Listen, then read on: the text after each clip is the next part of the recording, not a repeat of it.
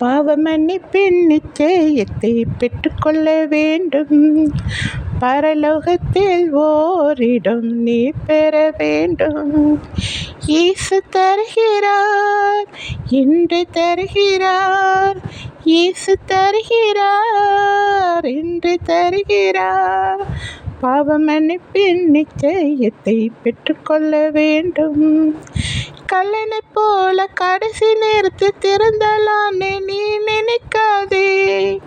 அவனுக்கு கிடைத்த வாய்ப்பு இனி யாருக்கும் கிடைக்காது. கல்லனை போல கடைசி நேரத்தில் திறந்தலான்னு நீ நினைக்காதே. அவனுக்கு கிடைத்த வாய்ப்பு இனி யாருக்கு கிடைக்காது. பாவ மன்னிப்பின் நிச்சயத்தை பெற்றுக்கொள்ள வேண்டும். பரலோகத்தில் ஓரிடம் நீ பெற வேண்டும். இயேசு தருகிறார், இன்று தருகிறார். இயேசு தருகிறார், இன்று தருகிறார். நாளை நாளை நாளை என்று நாளை கலக்காது. என்று போய் இப்பொழுது என்ற வேதம் சொல்கிறது. நாளை நாளை நாளை என்று நாள் கடக்காது. என்று போய் இப்பொழுது என்ற வேதம் சொல்லது. பாவ மன்னிப்பின் நிச்சயத்தை பெற்றுக்கொள்ள வேண்டும். மகனே, பாவ மன்னிப்பின் நிச்சயத்தை பெற்றுக்கொள்ள வேண்டும். மகளே, எனக்கு அன்பானவர்களே, முதலில் நீங்கள் மனம் திரும்ப வேண்டும். மனம் திரும்புதல் என்றால் என்னவென்றால், பாவத்திலிருந்து திருந்துவதே மனம் திரும்புதல் ஆகும். பாவம் என்றால் என்னவென்று பார்ப்போம். தன் உடம்புக்கு கெடுதல் உண்டு பண்ணுகிறது எதுவோ அது எல்லாம் பாவம்தான்.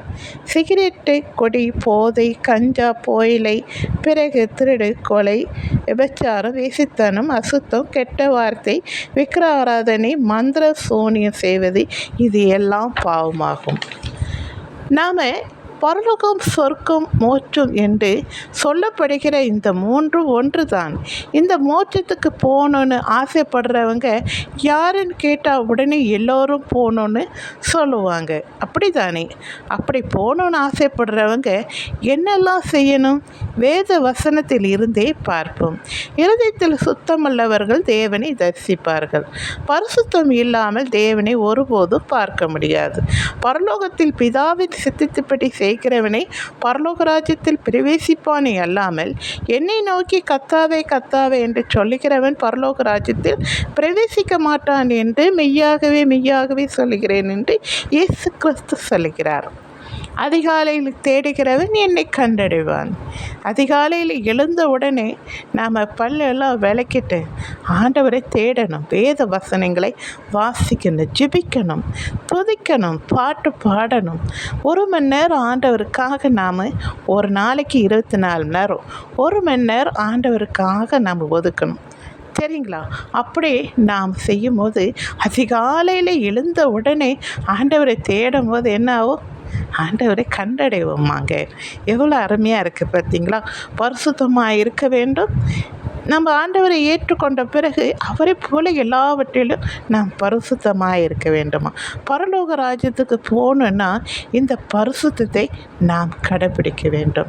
எனக்கு அன்பானவர்களே, இந்த பூமியில் இதுவரைக்கும் நீங்கள் வாழ்ந்தீர்கள், எப்படி வாழ்ந்தீர்களோ தெரியாது. ஆனால் இனி நாம் ஆண்டவருக்காய் பரிசுத்தமாய் வாழ வேண்டும். ஆண்டவரை தெரிந்த பிறகு முழு இருதயத்தோடு, முழு ஆத்துமோடு, முழு பலத்தோடு அவரிடத்தில் அன்பு கூற வேண்டும். அவரை தவிர எந்த தெய்வத்தையும் வணங்கக்கூடாது. அது ஆண்டவர் சொல்லுகிறார். எந்த ஒரு சிலையும் வணங்காதீர்கள். எந்த ஒரு சிலையிலே ஆண்டவர் இல்லை. ஆண்டவர் ஜீவனுள்ள தேவன். அவரை கண்ண மூடி என் தேவனே என்று ஆண்டவரை நோக்கி நீங்கள் கூப்பிட்டாலே உங்கள் அருகிலே வந்து விடுவார். எனக்கு அன்பானவர்களே, ஜீவனுள்ள தேவன் யார் என்பதை அறிந்து அவரை தொழுது கொள்ளுங்க. மனம் திரும்புங்க. பரலோக ராஜ்யம் சமீபமாக இருக்கிறது என்று சொல்லி முடிக்கிறேன். நன்றி. தேங்க்யூ.